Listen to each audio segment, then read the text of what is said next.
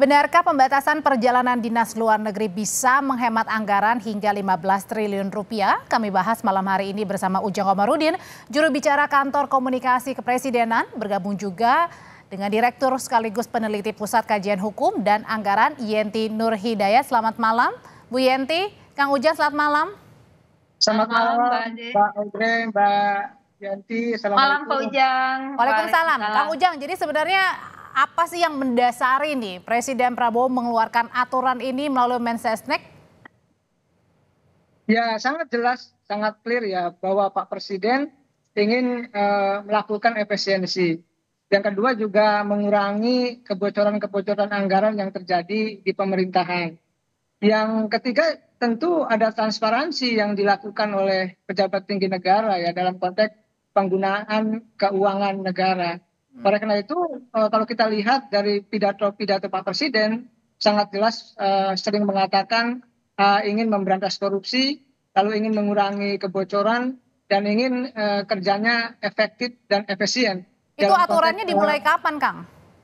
Ya tentu ketika sudah dirilis ya, sudah dipublish oleh Mensesnek ya berlaku, sudah berlaku. Oke, dan sudah dalam berlaku. konteks itu maka itu harus diikuti oleh seluruh pejabat tinggi negara yang terikat oleh aturan tersebut.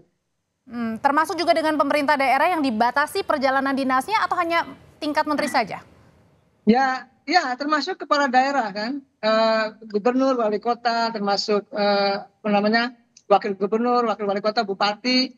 Ya tentu terkena aturan tersebut ya. Ini bukan membatasi, tetapi melakukan efisiensi dalam konteks untuk bisa membangun transparansi kegiatan kepada publik. Karena begini, kalau kita lihat dari pidato Pak Presiden, bagaimana dalam 1 tahun jika 50% saja bisa dikurangi perjalanan dinas itu, maka hasilnya akan menghasilkan uang 15 triliun. Nah, 15 triliunnya bisa digunakan untuk membangun desa, membangun infrastruktur, irigasi, bendungan, sekolah yang runtuh, jembatan yang ambruk. Ini kan banyak begitu fungsinya. Oke, saya tanyain kalau gitu ke Bu Yenti. Bu Yenti, emang benar dengan adanya aturan baru membatasi atau mengefisiensikan ya untuk perjalanan dinas ke luar negeri, ini anggaran yang bisa dihemat sampai 15 triliun?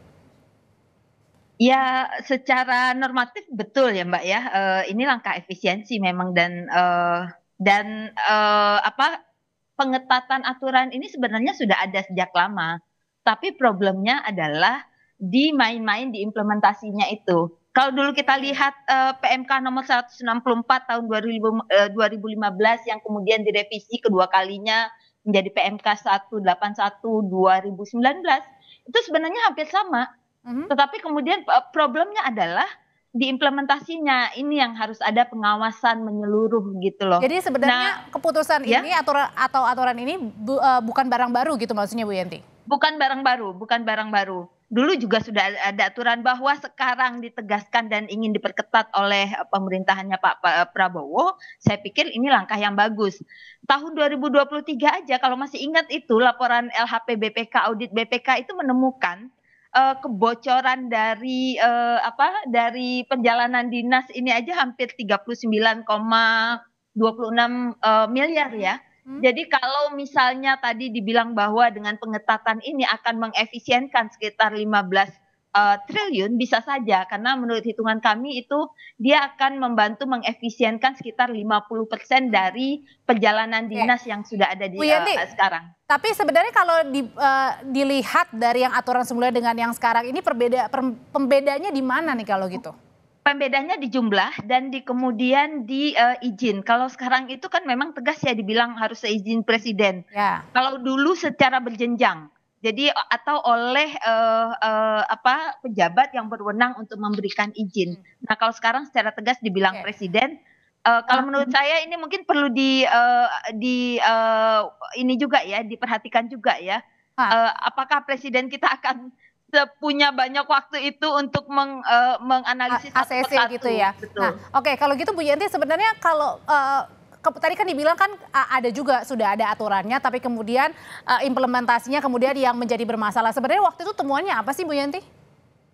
Waktu itu kalau kita lihat, cek di laporan, BPK tahun 2023 ya terhadap, belanja pemerintah pusat untuk perjalanan dinas, itu kan, kebocoran yang 39,26 miliar itu disebabkan 3, karena belanja tidak sesuai dengan ketentuan, yang kedua tidak ada bukti, yang ketiga itu perjalanan fiktif.